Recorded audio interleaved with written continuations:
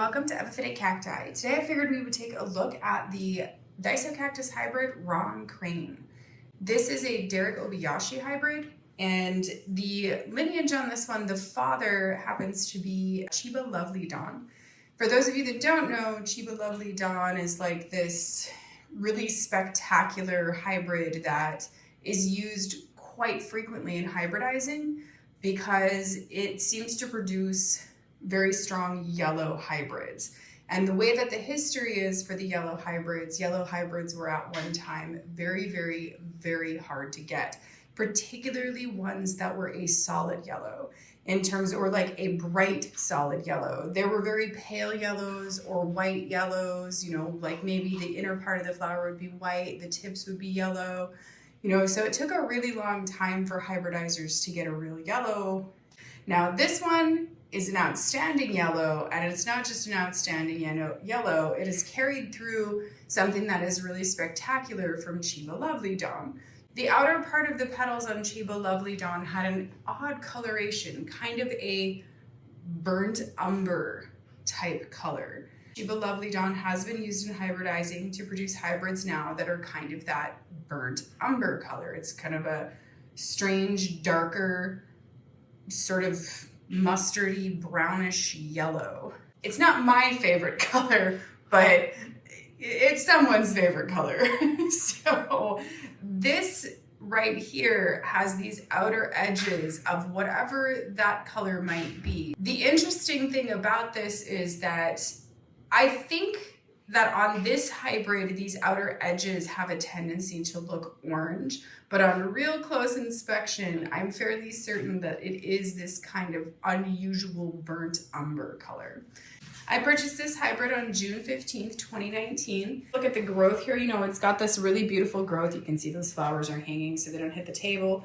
It's got this really lovely, beautiful growth, and it had grown very quickly. So this was grown from, I believe it was probably 2 cuttings. What surprised me about this was that Chiba Lovely Dawn is a well-known, terrible growing hybrid. So it's one of those hybrids that had this spectacular flower and generally is known to be one of the most difficult hybrids to grow, and it is ugly. It apparently spots, dies back, it just looks horrible and grows terribly.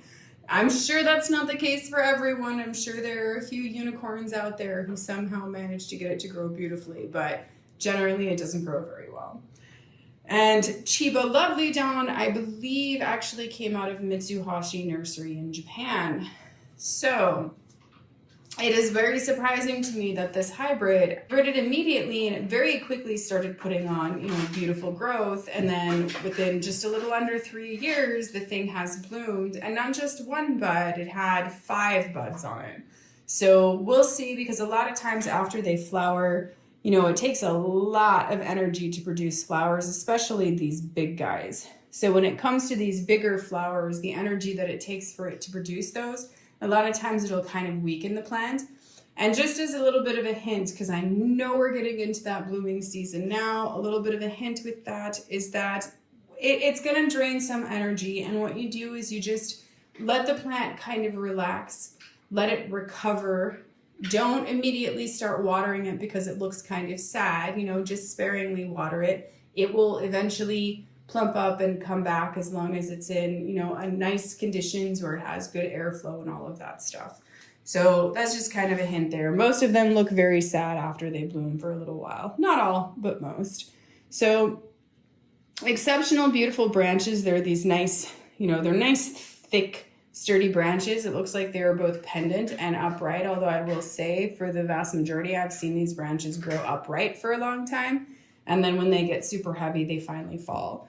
So it's not a real small compact plant, but you know, just, you don't have to keep the plant huge and wild. You can trim it back, so you don't have to keep the plant like that. I personally like the big wild plants.